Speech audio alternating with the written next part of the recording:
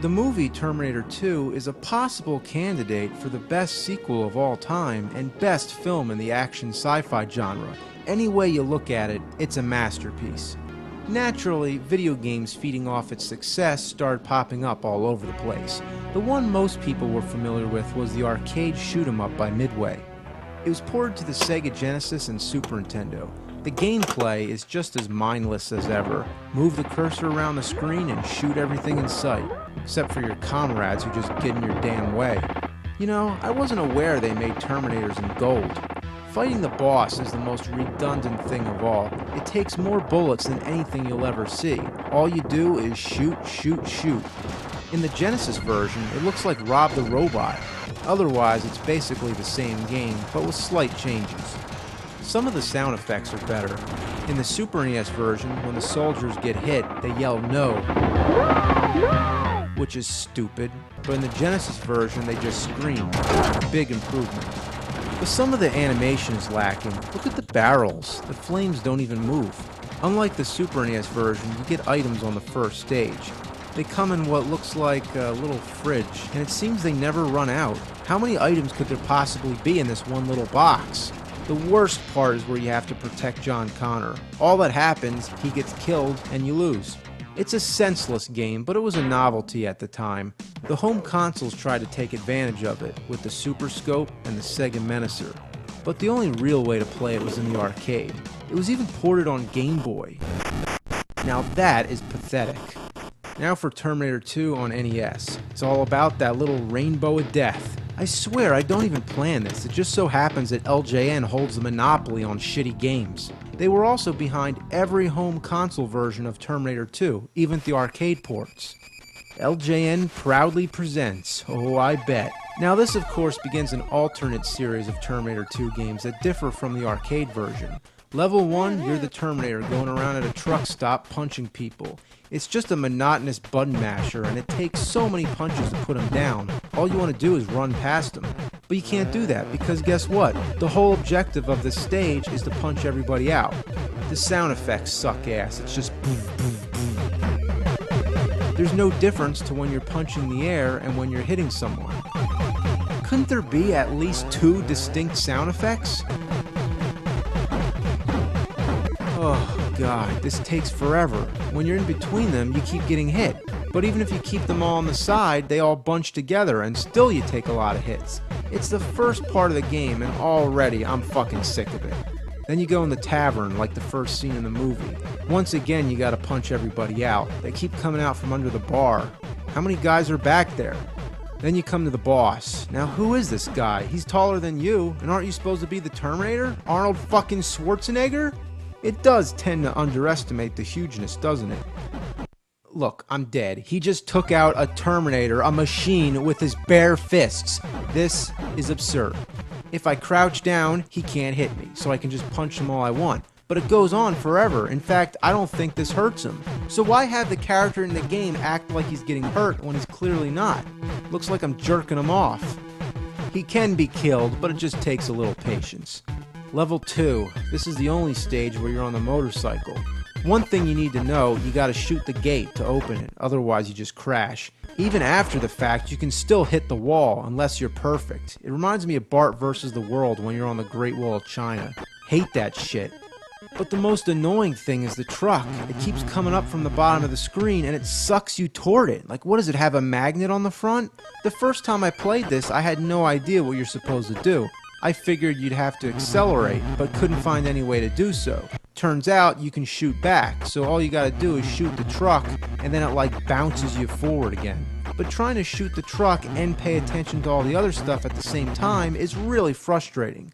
Then you rescue John Connor, and he makes you swear not to kill anyone. So here comes level 3, you're going around the hospital trying to rescue Sarah. You're not allowed to shoot anyone unless it's in the legs, which is simple, but it makes you feel foolish having to duck all the time. I mean, this is the first side-scrolling stage where you have the gun, and you can't kill anyone. Level 4, you're in Cyberdyne on a mission to blow the place up. You go around collecting bombs which look like, I don't know, a headless chicken holding a dead rat. What, you don't see it? Oh, I don't know. You take all the bombs and deposit them into this thingamafucker, and you think that's it, right? No, you take the bombs back out and lay them in designated spots. Okay, well, what was the point? Why couldn't you just collect the bombs and put them where they go? I can only imagine what they were thinking.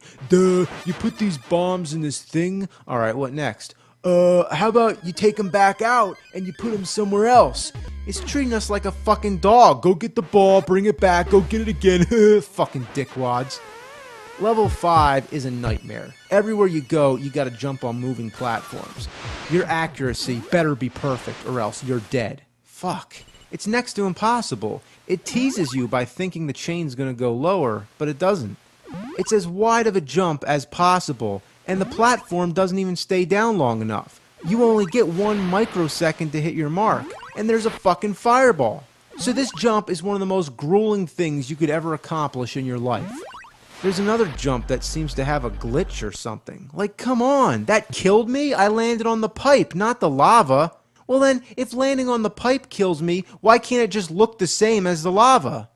And what about this right here? That's not a platform? Well then why the fuck does it look like a platform? There's some serious issues here. At last, you fight the T-1000 with your fists. Unless you still have some ammo left over from Cyberdyne, that's because there's no ammo on this stage. Not at all. So if you're down to your bare hands, then that's all you're gonna get. If anything, they should have a whole stockpile of ammo to get you ready, because it's the final battle. If you look at a game, say from the Castlevania series, right before you get to Dracula, there's a spot where you can load up your supply of items. It's secretive, yeah, but it's there. Even the main corridor has some weapons. But here, you don't get a damn thing. Once you push the T-1000 in the lava, you've won. Then you see the final cutscene. It seems they hit all the key scenes in the movie, which is nice, but why they left out the Terminator theme still perplexes me. Next we have Terminator 2 on Game Boy. For a portable console, there's not much to complain about as far as graphics go. In fact, it's pretty well done. You play as John Connor in the future, fighting your way to Skynet. The first stage seems simple enough until you reach the laser barrier at the end. So naturally you walk back to the left trying to figure out what to do. Then you find out you can shoot these towers. So I take them all down and still we have a barrier. Turns out you gotta shoot the towers in order from tallest to shortest. What a load of random bullshit. The second level you're in Skynet. It's more self-explanatory, but these bombs on the floor are such a pain in the ass. I can't shoot them and I can't jump over them either. Oh, and guess what? You know how most of these games you have 3 lives and no continues? Well here, you get only 1. That's it. You die once and the game's over. The thought of making it through the entire game without dying once is ludicrous. At the end of the second stage, you have to reprogram the Terminator. Okay, is this how John Connor did it? I never thought this part of the story would make it into the game. Basically, you have to mend the wires together so the electric currents go the right way. But you have a time limit, and it always seems to end right when you start to figure out what you're doing. You can't even pause the game to look at it because the screen goes blank. At least you get a second chance here, but 2 fuck-ups and you're done. One last game, thank fucking God. Terminator 2 on Super Nintendo. And does it have the Terminator theme? No, of course not. Well, it's sort of a crappy remix version. How the hell did they make so many Terminator games and not have the theme? The only one I've seen that has it is the Sega CD version. If you watch the demo, it shows a naked Arnold walking into the bar, and they censor him Austin Powers style. Now that's funny. Once you hit start, it bypasses this whole scene. Right away, you have your clothes on and you're going around punching people. All I can say is, my God, the control is so bad. It's so stiff and you can't punch anyone when they're too close. But check out the jump. What is that good for? It's like he's a marionette or he's being hanged by an invisible rope. Like, holy Lord, that is some fuck right there. Look at him go. Woo, woo, woo. Oh, God. I can't see the reasoning behind it. You can't make something that funny by accident. They took somebody as badass as the Terminator and made him into a mockery.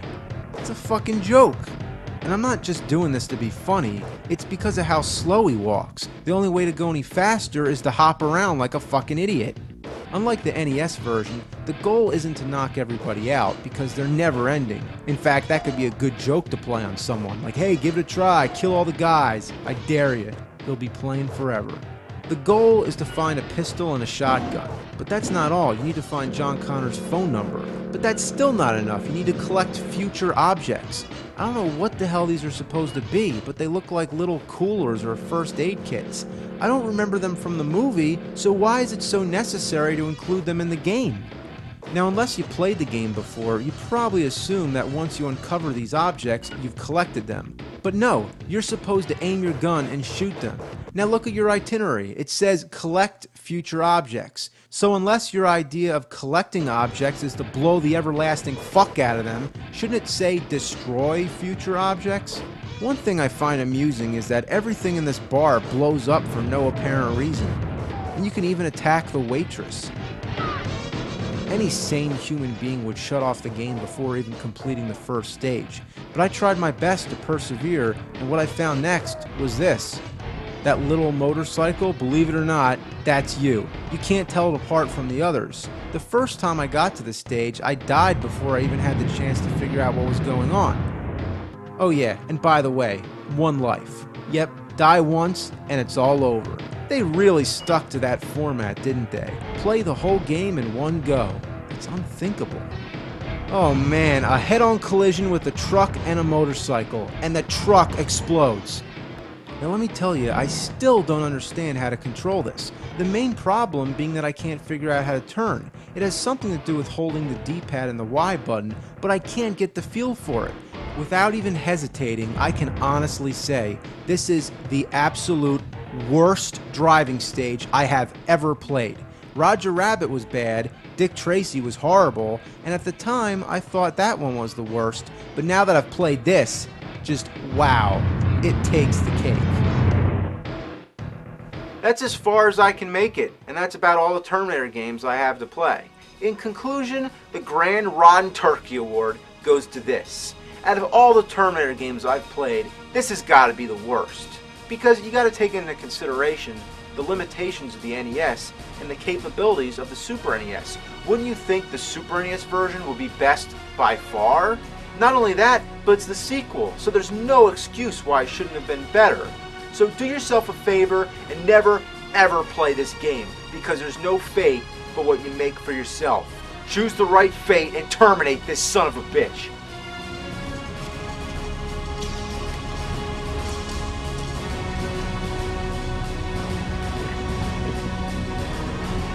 Goodbye, baby.